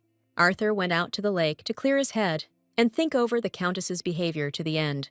If you think about it, anyone could have misinterpreted the Countess's request, and the fact that she didn't scream was already a miracle. Arthur was called by the voice of his faithful servant. In fact, he decided to meet his scout at the lake. The scout found out everything, as the master ordered. The people who were here in ambush turned out to be subordinates of Duke Plish. How dare this bald Plichet point a sword at the Archduke? The impudent rat is becoming more and more bold, and he needs to be dealt with without any unnecessary problems. Arthur also ordered a man to be assigned to the Countess. She needs an escort until she leaves, because she saved him. Archduke Arthur finally returned to his room. The guy had a pile of paperwork to sort through. Arthur asked Naruan, his secretary, if there were any new letters. The secretary did not understand why the Archduke was asking about new letters every hour, but he reported that there was a letter from the Imperial Palace. Arthur is not talking about imperial letters. He is interested in other addresses, which, unfortunately, do not exist. The red-haired secretary was already tired of answering the same question every time. Despite the fact that the Archduke had ordered that anyone who came to him be driven out, he was still expecting some guest. It dawned on the Duke that if he had ordered everyone to be thrown out, then the expected guest would also be thrown out. And is that really why the girl he is waiting for was shown the door? The secretary hastened to reassure the gentleman. No one approached the threshold. The Archduke was glued to the window, looking out for a certain figure. Finally, he saw Rosie, who had done her best to disguise herself so that no one would recognize her. Rosie came. The girl was rushing around the gate, and if the Duke doesn't recognize her and drives her away. The girl began to think about all the worst possible scenarios. She thought that the Duke would say that he spoke to her only out of pity, and that she had acted stupidly in coming here. She was worried that she had nothing more to talk about with the Duke, and that he would demand that she shut up and leave. The girl was gathering her strength, and as she was about to enter the gate, the guards called out to her. One of the knights ran into a girl. She was acting very suspiciously, hanging around near the imperial gates since early morning. The girl said that she came to the Archduke to give him something from her master, and the guard demanded that she show him this thing. Rosie tried to brush it off. This thing had to be handed over personally, but they wouldn't let her through until she showed it. As if hearing her prayers, the secretary appeared and demanded to let her in, since she was the Archduke's guest. The guards immediately began to carry out the order of the high-ranking servant, and it dawned on Rosie that Arthur had been eagerly awaiting her visit. The secretary apologized for the inconvenience and invited the girl to follow him, hoping that Rosie would forgive them. However, the girl insisted that everything was absolutely fine, and she would like to see the Archduke as soon as possible. But the secretary asked her to wait a little. The secretary butler ordered the maids to bring tea and refreshments for the esteemed guest. The butler looks to be about the same age as Rosie, and is already a major domo, which is surprising. The butler reported that Archduke Arthur was eagerly awaiting Rosie and would be arriving any minute. The butler offered the girl some tea until the gentleman deigned to appear, and, as if on cue, the Archduke appeared at the door and joyfully greeted the guest. He was already afraid that there would be no news from Rosie. The butler happily noted that Arthur had changed his clothes and tidied himself up before meeting the girl. Meanwhile, in the lair of the main villains, who were thinking about eliminating Arthur, If the plan had succeeded that day, the team of bastards would have gotten rid of the Archduke much faster. But it turns out that Count Vance has a very good wife who gets involved in things she shouldn't. Eric was condemned for not even being able to keep an eye on her, but instead running after the maids, basically, as always. Most likely, which as we already know, turned out to be true. The Count was again lying in the arms of some woman. The head asked to stop ruining the Count's reputation. The man apologized. Perhaps he was hasty and misjudged the situation, but Eric's embarrassed face told the whole story. The leader himself will talk to Eric and demand that this not happen again. The leader himself will have a stern talk with Count Vance and discuss his behavior. Because of some girl, Eric put the entire operation at risk. The chief roughly pushed the Count to the floor and demanded that he get rid of Rosie by any means necessary. Duke Plish knew that letting the damned servient into the house was the worst possible idea. Eric was given a month to get rid of his wife's presence in his life. In these 30 days, Count Eric must make the right choice. At the same time, a meeting between the owner and Rosie took place at Arthur's estate. Arthur didn't expect Rosie to even disguise herself before the visit. In fact, if it became known that the girl was here, nothing good would happen to her. Because of the wig, the Archduke compared the girl to his puppy, who also looks cute and has the same color fur as the girl's wig. Polina touched the girl's hair, gently tucking the strands behind her ear. Arthur couldn't help but admit that Rosie and his dog were almost the same person, so he couldn't help but pet her. Rosie brushed aside the Archduke's concerns and took off her wig. Inwardly, she was outraged at being compared to an animal. In any case, Rosie presented the Archduke with a gift before they began discussing pressing issues. She wanted to give it to him at the last banquet, but due to certain events she couldn't. It would be great to give it as a reward for help. But it so happened that she was too absent-minded and accidentally took the gift back with her to the Vance estate. The girl presented Arthur with a gift. There was nothing special in the box, but she would have been very pleased if the young man had accepted it.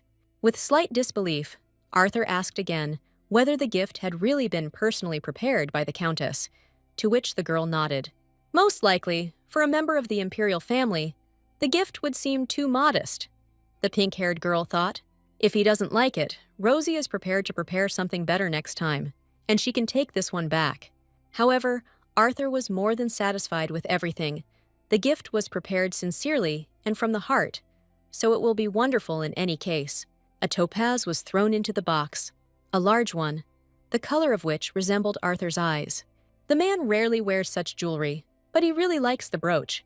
The man glanced at the girl, analyzing her emotions and condition. The girl looked at the Archduke with hope, waiting for him to say something about her gift. The same man pinned the jewelry to the lapel of his vest and said that the brooch looked very good.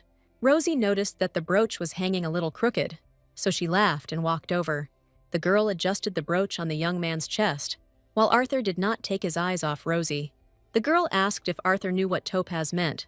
Looking at and carefully watching the movements of the girl's hands, Arthur agreed to listen. Topaz has healing properties, so it is often given as a gift to wish good luck in battle. According to the plot of the novel, the Archduke will soon be gone, and this fact could be ignored, but the pig looked sadly into the Archduke's eyes. She was very impressed with him. The girl looked away sadly. It was up to Arthur to decide whether to believe her or not, but she wanted to warn him that he would soon be framed and executed. Arthur raised his eyebrows in surprise and looked up at the serious and sad girl. Rosie admitted that she did not want the Archduke to die, and this brooch also carries her hope that everything will be okay. The main thing is that she spoke out, and what to do next is up to the Archduke to decide.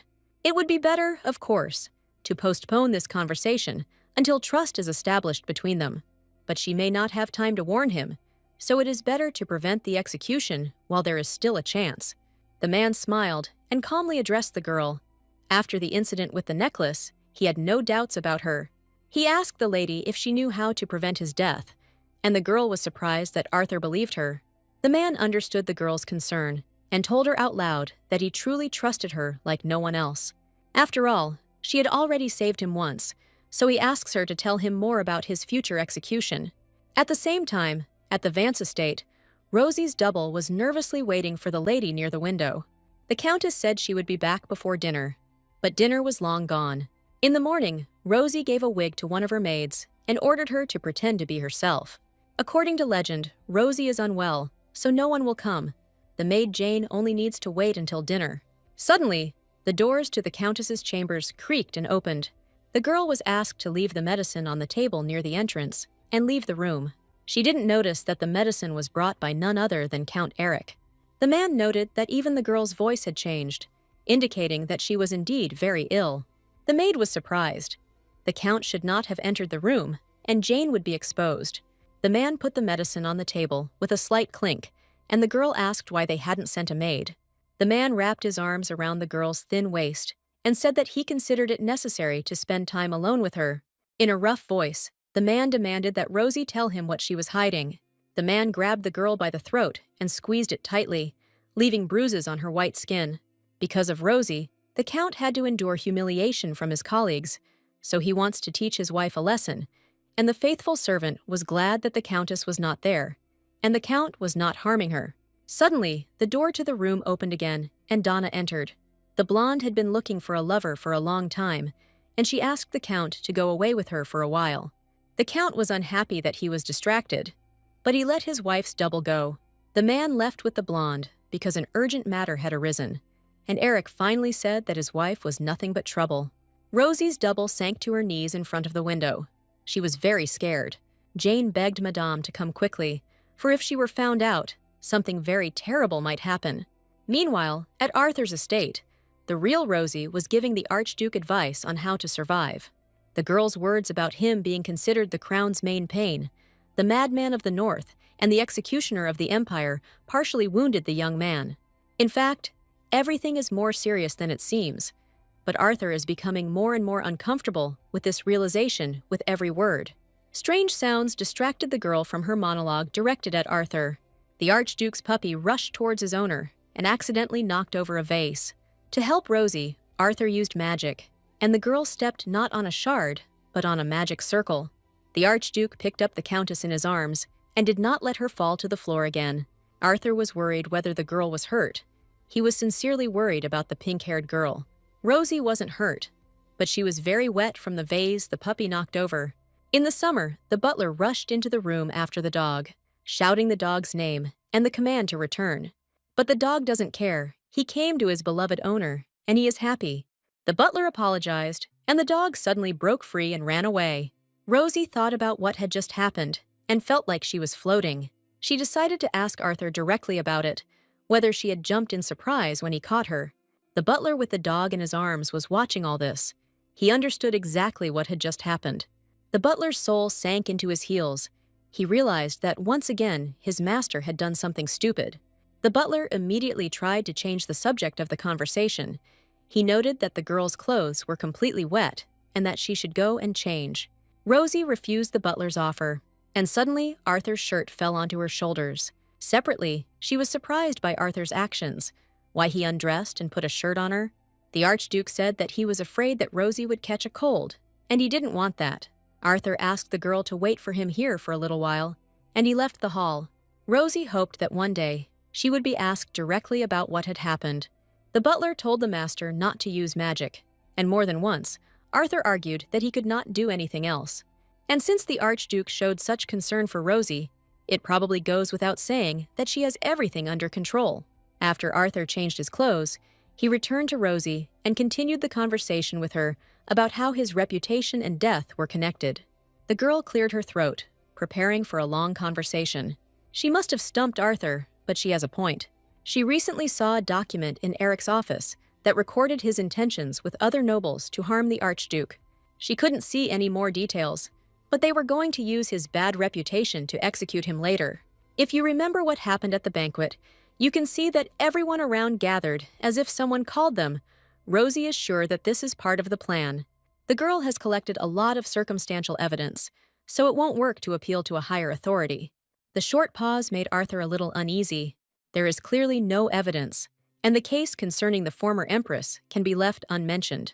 There are already quite a few people involved in the case, and Count Eric most likely shares Duke Pleash's views. But Rosie is ready and confident that she can save the life of the Archduke of Artois. Arthur, of course, trusts Rosie, but her expression screams that she is hiding something, and even if the Countess is not a spy, you need to be careful with her. As long as she lives with Count Vance, the more information she has, the greater the threat to the lives of both Arthur and her, according to the Emperor's supporters. The Archduke decided to play along with the girl.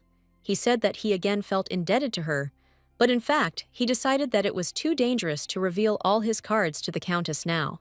Meanwhile, Arthur interrupted the Countess, which made the girl take aback.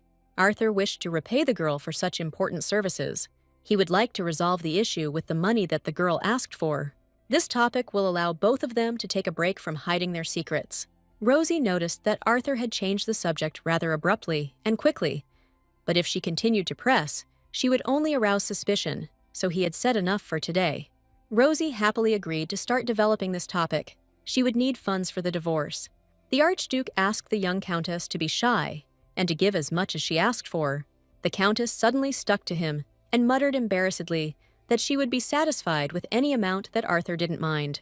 The Archduke could easily give about 100 million, so the Countess needed to be more precise. Arthur thought proudly. The girl still shocked the Archduke. She asked for 10 billion, and Arthur even choked on such a sum. Rosie began to convince Arthur that she was not just asking for a loan. She was sure that she could pay back every penny. The Archduke was stunned by the Countess's request to lend her 10 billion rubles, and even her assurances to return every penny. For this money, one could buy an entire region of the empire. Rosie hoped that Arthur would help her. That would be just great. The woman understood perfectly well that this was a very large sum, and was surprised when the Archduke agreed to lend it to her without much persuasion. It all turned out too easy. Rosie didn't expect it. Before handing the lady the money, he asked her to answer one question. Rosie was surprised and a little scared again. Arthur was very interested in what the Countess was going to do with such a huge sum of money. The woman was wondering what was better for her, to tell the Archduke the truth or to lie convincingly. The woman was in a good mood because her problems were solved much easier than she had imagined. If Arthur supported her financially, her plan would come true much faster. Rosie explained to the Archduke that after the divorce, she would go into the department store business. Arthur became interested and asked to tell him more. The man stared at the Countess like a schoolboy, his mouth almost falling open in surprise. Rosie felt like a real teacher, ready to preach something reasonable, kind, and eternal to the young. The woman explained that a department store is a building designed exclusively for shopping, with many small shops located under one roof. The shopping areas that exist today are certainly good, but the shops in them are located haphazardly. To find the right product, you have to go everywhere or make individual orders. The new infrastructure, Rosie believed, would be more than competitive with the current shopping arcades and areas. Arthur decided that Rosie would build a huge building, rent out space in it, and collect rent from the merchants. The woman said that instead of rent, she would charge merchants a commission on sales. In addition, she planned to allow only luxury goods into department stores, and instead of monitoring production, Rosie planned to mark up the products by 30% on the original price. Arthur understood the woman's idea. The cost and quality of products would increase, and the goods would become prestigious, which would perfectly satisfy the vanity of aristocrats. The absence of rent will be to the advantage of merchants, and nobles will rather go shopping in a place that is quick and convenient to get to, and where everything is luxuriously furnished. Rosie asked Arthur what he thought about whether it was worth investing in such a business, whether it would be profitable.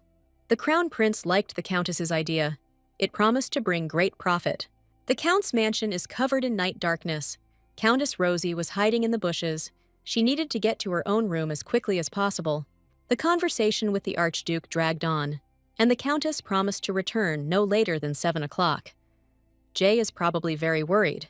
Making her way closer to the walls of the mansion, Rosie noticed that the light in the windows of her room was not on. Had her faithful maid fallen asleep? The woman nervously called the maid by name, and then someone's hand fell on her shoulder. The woman was terrified. Most of all, she was afraid that the Count would find out about her sortie. But it was her faithful knight, Sarin, who asked the lady not to scream. The knight said that he came for the lady. Rosie was surprised why he came and not Jane, as they had agreed. The guy explained that the lady was very late, so he volunteered. Sarin took the Countess in his arms and promised to enter the mansion as quietly as possible. The Countess would have to be patient, since he would carry her all the way to the room. The knight walked with stealthy steps towards the Countess's room. The Countess asked if anything had happened while she was away from home. Sarin hesitated, still hesitating whether to tell the Countess about this incident. The guy remembered how Jane asked him not to say that the owner tried to strangle her. Sarin thought that Madame should know about this. However, the girl claimed that since Madame Rose loved the gentleman very much, even though he treated her disdainfully, it would hurt her to hear about it. If Rosie were to learn of this incident, her heart, which was already beating with difficulty, would definitely stop. The guy remembered that the girl asked him to keep quiet for the sake of the lady herself. Sarin said nothing to Mrs. Rosie and stated that everything in the mansion was in perfect order. At the same time, in Eric's bedroom, Donna woke up and tried to find out if the Count was sleeping soundly. Eric was rude to Donna, saying he wanted to lie down in silence. Donna was indignant that the Count was in a bad mood again. The woman asked what had actually happened at that reception. She and Madame had not spoken for several days and had even eaten separately. The Count was silent, dissatisfied. He didn't want to be frank with his mistress. After some time, Eric said that Rose had changed a lot lately, had become arrogant and too impudent. Donna immediately began to tell what the Countess was saying, how tired she was of adjusting to her husband, and how she just wanted to take a break from him. Donna assumed that the Count was simply boring his wife. Eric was outraged. He had indulged Rosie so much, and she was paying him back with black ingratitude. The man believed that he shouldn't be saying such things, and he wouldn't let it go. Donna smiled smugly, anticipating a new scandal in the Count's family. The Count's words that he would divorce his wife in a month or so became a balm for Donna. The woman became interested in how Rose would react when this news reached her. In the morning, Donna hurried to the Countess's room. Rosie sat quietly at the table and sorted through some papers. Without looking up from her work, Rosie asked what was troubling Donna so much. The blonde sat down at the Countess's table and said that she felt like Rosie's relationship with the Count was really bad. Rosie became alert, prepared to listen and not react. The woman said that the Count might be offended that she had not hugged him for several days. But it was no big deal. She would soon sort everything out. Donna chuckled. How would she settle it? Eric was already talking about divorce, and Rosie was a real fox. She knew how to throw dust in people's eyes. Donna warned Rosie that men don't like being pressured, and added that Alex really didn't have that. Rosie pretended not to know what they were talking about, and asked who Alex was. Donna replied that it was her husband from a past life. This guy had nothing special to brag about, so he kept puffing and puffing over her, but to no avail. Rosie's hand shook with indignation, and the pen made a large blot on the paper. Donna realized that she had gone off topic, and advised Rosie to make an effort to get the man to reach out to her. Rosie replied that it wasn't a very good idea with her husband. He didn't like women who were too proactive. Donna was adamant that it was not Rosie's place to teach her. The woman immediately realized the harshness of her tone, apologized, and asked to understand her correctly, because friends are needed to point out mistakes. Rosie must be sure that she could always rely on her, Donna urged the Countess. The next day, guests were expected at Count Vance's mansion. They received the former Count Cedric. Cedric got out of the carriage. The guest declared that greetings and curtsies were unnecessary and ordered that Rosie be called to him. The best room in the mansion awaited the dear guest, Father Eric. Rosie asked her father-in-law why he had arrived unannounced. Cedric de Vance was furious and declared that Rosie got her ability to be cheeky and have a sweet face from her mother. Cedric praised his daughter-in-law for her good acting and asked if she really didn't know why he was there. Rosie replied that she did not know the reason for his sudden visit. Cedric banged his cane loudly on the floor. The Countess froze in surprise. The man shouted loudly, "If Rosie can't help her husband, then at least let her not hinder him. How much longer must he be disappointed in them, fools?" Rosie listened dejectedly to her father-in-law's reprimands about how she was not looking after her husband well, and that he was wandering around wherever he wanted.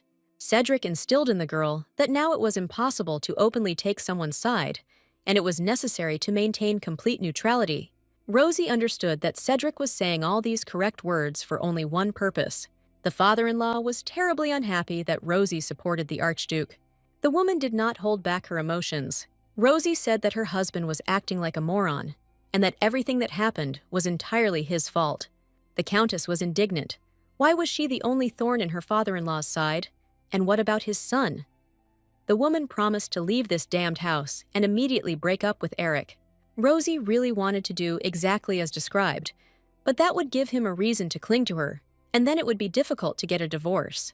Rosie bowed before her father-in-law and apologized for her short-sightedness. Cedric looked at the woman with hostility and thought that there was nothing more to expect from the offspring of Serviante. Rosie decided that her father-in-law was a very nasty guy, and that if Margaret had been there, she would have simply killed him. Cedric stood in the middle of the room, his eyes blazing. Rosie was much shorter than Cedric, but she was just as tenacious. Cedric's servant appeared in the room and announced that he had another meeting soon, and it was time for him to say goodbye to his daughter-in-law. Cedric glanced towards the servant. The guy was steadfast and silent as a rock. Cedric was about to leave his son's mansion and said goodbye, that he had come today with a warning and hoped that she had heard him and that next time words alone would not do the trick. Rosie wondered if her father-in-law had come to the mansion just to scold his negligent daughter-in-law. Something was wrong here. Cedric lingered in the corridor and asked his secretary whether Leto had coped with the task assigned to him. The guy reported that he left everything he ordered in Rosie's room. Cedric expressed complete confidence that Rosie would remain quiet for a while. Cedric considered his daughter-in-law to be greatly honored. Cedric and his assistant, without leaving the mansion, found themselves at a small metal door. The guy said that they were already there. Cedric wanted to get this matter over with as quickly as possible. The entire conversation was heard by Jane, the maid. The girl was puzzled as to what the former Count Cedric had forgotten in their mansion. Cedric walked into a secluded place in the mansion where there was almost never anyone. Jane decided that something was definitely wrong, and she needed to keep an eye on Cedric and his servant. The girl turned into all hearing and looking. Suddenly, Sarin appeared in front of Cedric and greeted him as master. Sarin was serious and stern. Jane didn't quite understand where he came from and what he was doing there. Cedric asked Sarin if Archduke Arthur and Rosie had met again. Sarin replied that such a thing had never happened. As the gentleman knows, Cedric reported, after the first meeting at the auction and the invitation of Madame to his reception, there was no talk of any further communication. Cedric asked again whether Rosie and Arthur had ever met in person. Jane remembered helping Madame leave the house to meet the Archduke. The girl trembled and decided that if Cedric told about this now, then they were lost. Maybe she should intervene for now. However, Sarin did not reveal the Countess's secret and did not tell Cedric anything about her personal meeting with Arthur. Jane heard Cedric giving instructions to Sarin that the Countess should not get close to Arthur. Princess Diana's birthday is coming soon, and to raise a toast, she will receive a cup from Arthur. But the cup has already been replaced with a regular one and is unable to distinguish between poisons. The princess will faint, and the Archduke will be arrested right on the spot, without even having time to utter a peep. Sarin asked if the Emperor approved of this plan. Cedric confirmed that the Emperor agreed, but asked to make sure that the antidote worked and that his daughter would remain alive. Cedric instructed Sarin that the boy should make sure that Rosie did not contact the Archduke before that moment. The former Count said that he was counting only on Sarin and went through the secret door. Sarin wished Master Cedric a good journey. The guy froze in place and listened. With a silent gait, the Countess's knight approached the place where Jane was hiding. Sarin asked if she could see and hear everything clearly. Jane was afraid that now Sarin would silence her forever. The guy remained meaningfully silent. Jane said she didn't want anyone to die or get hurt. Sarin listened attentively to Jane. The girl said that now she is especially afraid to rely on others. Jane turned away from Serena and walked down the corridor. She forbade the guy to call her by name and to catch her eye.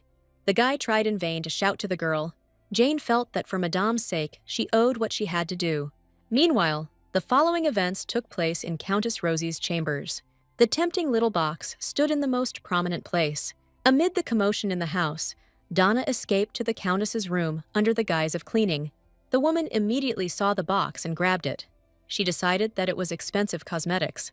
But when she saw the handwriting on the card that looked like a count, the woman was upset. If this is a gift from the Count to Rosie, then it means he has been having an affair behind her back, promising to divorce her and keeping her in a supporting role. Donna thought hard about how to take revenge on her homewrecker Rosie. Without further ado, Donna decided to take the cosmetics for herself. Donna resolutely opened the box and found powder inside. The woman applied some powder to her face. Donna felt that the product was not very suitable for her skin and decided to apply it while looking in the mirror. The woman quickly walked up to the mirror. Donna looked into the magic glass and applied the powder to her face. Everything was fine for a while, but then strange things started happening. Donna looked at everything with wide eyes. The box of powder fell from the woman's hands right onto the carpet. Donna's heartbreaking scream could be heard throughout the mansion. This scream was heard in the living room too. Rosie was the first to run into her room and saw an unusual picture there. Donna sat in the middle of the room on her knees and sobbed loudly. Rosie looked at Donna with fear and asked what happened to her face. Donna turned around, and everyone saw that her cheeks were covered in sores and bumps. The Countess and the butler were present when the doctor examined Donna. Blumenthal established that the irritation on the woman's skin was caused by poison. The doctor said the blisters would go away in a few days, but the scars would likely be permanent. Donna grabbed the doctor by the shirt and screamed that he was talking complete nonsense. What kind of doctor was he if he couldn't handle such nonsense? Or Rosie had put him up to it. Count Eric ran into the room. He found a sweet picture of Donna, trying to shake a way to cure her out of the doctor. The woman abandoned the poor doctor and burst into tears. Donna ran up to the Count and asked what she should do now. The Duke had absolutely no idea what was going on, but the doctor quickly figured out what was going on. Rosie explained that Donna had applied the powder the Count had given his wife to her face and had suffered burns as a result. The Count was incredibly surprised. He never gave cosmetics. Eric realized that his father had probably come and that this incident was only his doing. Brometal ordered that all of the Countess's cosmetics be brought. If the cause is hidden in cosmetics, then the poisonous product should be in this room. Donna had to find him. The woman examined everything and said that there was no poisonous substance here. She clearly remembered that the powder was contained in a jar with a precious stone in the middle. It was strange that it was this very box that disappeared, as if it had evaporated. Donna said that the box with the note from the Count on it had disappeared. Donna blamed Rosie for ordering the product to be thrown out. The woman screamed furiously that Rosie had lured her into a trap and destroyed the evidence. The butler was sure that the Countess was not capable of such a thing. He questioned all the servants. There was no such box in the Countess's room to begin with. After all, who would believe that some servant dared to take the Countess's cosmetics and use them for her own needs? Donna's screams annoyed the Count so much that he demanded that the outrage be stopped and promised to sort everything out. Rosie asked if the Count would just leave, but Eric replied that he had no time and advised his wife to lie down. Donna sobbed inconsolably, asking why she was being punished like this and what she had done wrong. Just using some cream. The butler responded to the girl's howling that she had simply forgotten where her place was. The lady tolerates Donna's antics in communication with the owner, but she still needs to remember who she is and why she is in the mansion. Donna was indignant at the butler's words, but remained silent, firmly convinced that it was Rosie who was sitting where she shouldn't be. Donna was sure that she could take everything Rosie had away at any moment, but she showed mercy. The woman wanted to declare that she was the Count's beloved woman, but the words stuck in her throat, and she did not utter the phrase completely. The world rocked around the troublemaker. The colors faded. The last thing she saw was the butler's blurry silhouette and someone's voice demanding that she wake up. Cedric's office was decorated in a medieval minimalist style. The faithful servant was always by the former Count's side. Eric's father read a letter from his son, in which he promised to finish off Rosie himself. The son wrote that the gift had been received, but his father should not interfere with the course of events. Eric wrote that he wanted to divorce his wife, and that his father should not touch her until the divorce. Cedric called his son a scoundrel, but in fact, he was ready to support him in everything. Cedric asked why his servant was returning to the mansion. The guy replied that he wanted to warn Eric and take the cream, but it disappeared without a trace. Cedric ordered the note to be passed on to Sarin. The guy had to find out who had the jar now. Sarin read the note and realized that he was in a strange position. He had the jar and the butler handed it to the guy. Gray asked Sarin to take care of the lady and prevent her from getting hurt or dying. The guy understood that he was holding a terrible poison in his hands. The butler said that it had been 30 years since he had served Mr. Cedric faithfully. Once upon a time, Cedric was wise and kind and took care of his family. It was worth following such a master through fire and water. Now, Cedric had resorted to dirty methods to save his reputation, and besides, the butler could not allow the Countess to continue to suffer because of Eric.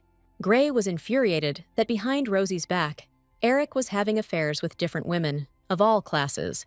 The butler asked Sarin if he was loyal to the Countess and, having received an affirmative answer, handed him the box of poison. Now, Sarin was the owner of the ill-fated box, and the fate of people and the future of the Empire depended on him. At the same time, in the guest room, the doctor told Donna and Eric that the woman was fine. Pregnancy and stress were draining a lot of energy. She just needed rest. Donna clasped her hands in joy and asked if the Count had heard that they were going to have a baby. Donna said she was incredibly happy to be carrying his child. The woman did not understand her condition. Just now she was crying because of Rosie, and now she was happy about the heir. For some reason, the Count looked at his recent passion with indifference. Donna told Eric that the fruit of their love lived inside her, and it felt very strange. The Count could not believe that he might finally have an heir. The woman also tried to slander the butler, saying that he had yelled at her, and she had run and fallen. The main thing was that it did not harm the baby. Eric was angry at the old butler. Would he dare to touch Donna? The Count initially decided to scold Donna, but stopped himself in time. Now was a very opportune moment for him to act. Eric decided to take advantage of this moment and get rid of his father's spy in the person of the old man. Eric gently tucked Donna into bed, promised to talk to Gwen, and wished her a speedy recovery. Donna threw herself on the Count's neck, exclaiming that only he could protect her. The butler appeared in Count Eric's office. Eric got straight to the point. He said that he knew Gwen was trying to make fun of Donna. The butler tried to explain his actions. The Count cut him off harshly and continued that, due to the butler's actions, Donna lost consciousness and could have lost the child. Gwen shifted from foot to foot. He had a premonition of what was waiting for him. The Earl stated that he could not ignore the insult to the mother of his child, and therefore fired Gwen.